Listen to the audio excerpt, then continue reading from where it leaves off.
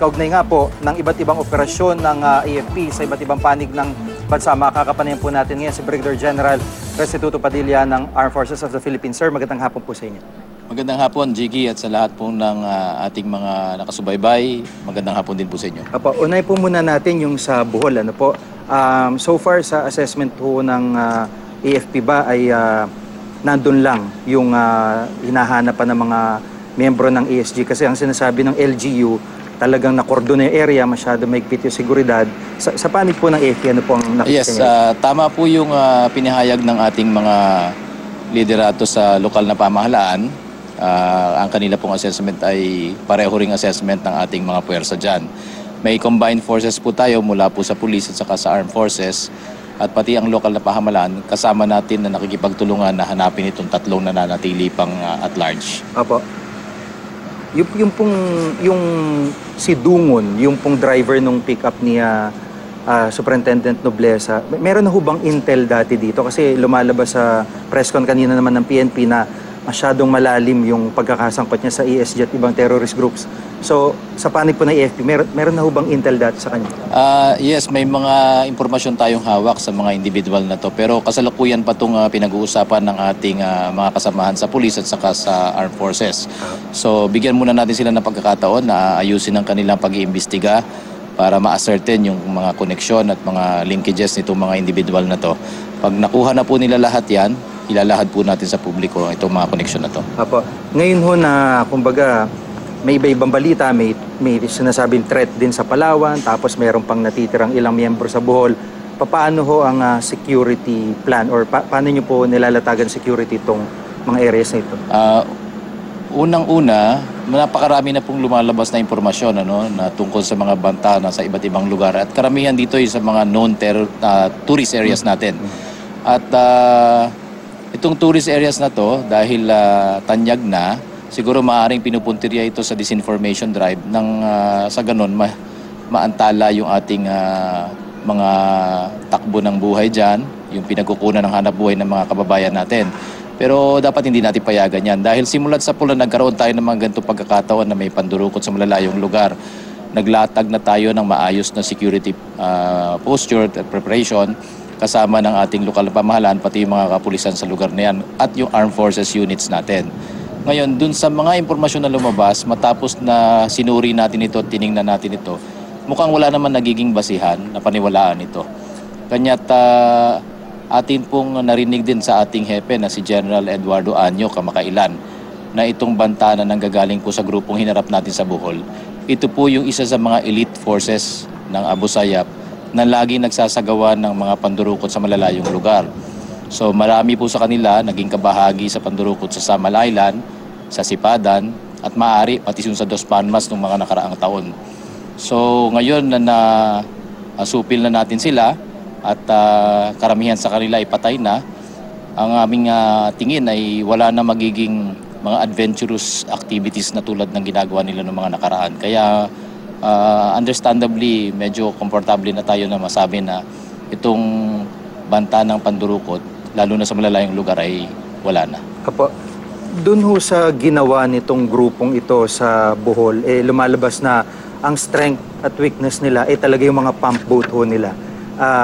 Pag na-secure na yung pump boat, hindi na rin sila makagalaw. So, meron ho ba naiisip dito yung halimbawa ang AFP, kung halimbawa sa kailangan bang magkaroon ng ID o parang talagang maayos na rehistro yung mga pump boat na gumagalaw sa karagatan para mas madali ma-monitor? So, ano nakikita nyo rito? Jiggy, matagal natin ang pinagtutulungan nito sa mga kasamahan natin sa Marina.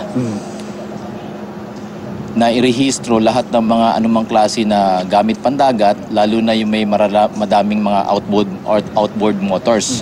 Kasi ito yung mga kadalasan ginagamit nila na magdukot sa mga high seas dahil mabilis ang takbo nito at sa pagtakas. Kaya tulad ng sabi mo, ito ang kanilang strength, ito rin ang kanilang weakness.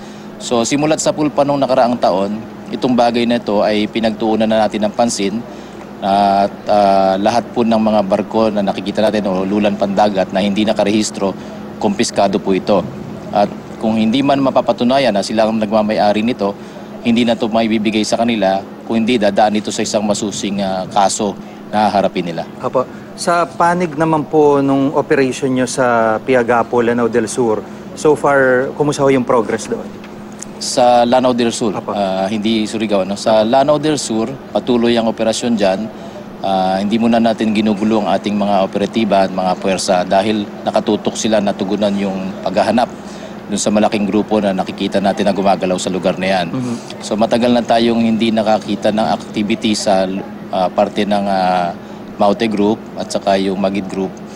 Kaya ngayon, nalaman natin kung nasaan sila. Ngayon, yan ang subject ng operasyon natin. Kaya inaantay muna natin na matapos ito bago natin ibigay yung total picture dahil pinipiece together pa natin ito. Apo.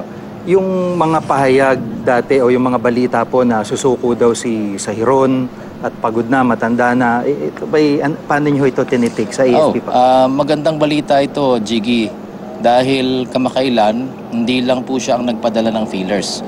Kung hindi nagkaroon tayo ng ilan na mismo nang nag-surrender. In fact, noong kamakailan, itong nakaraang 2 linggo na nakaraan, bago mag-Semana Santa, mismong nag-surrender sa commander ng JTF Tawi-Tawi, ang commander ng Tawi-Tawi na ESG Group kasama ng kanyang mga miyembro at dala rin yung kanilang mga firearms. 11 itong miyembro na to. Sa lugar ng Basilan, marami-rami na rin ang nag-surrender dyan, dala ang kanilang mga armas at iilan sa may hulo.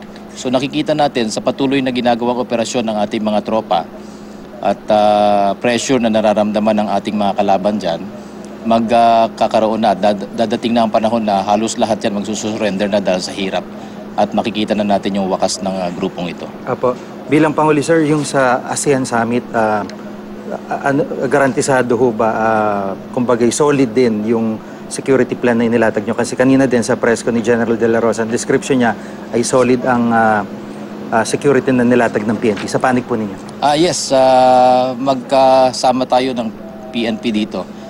Over 40,000 personnel nakadedikado para sa seguridad ng ating pagdaraos ng ASEAN.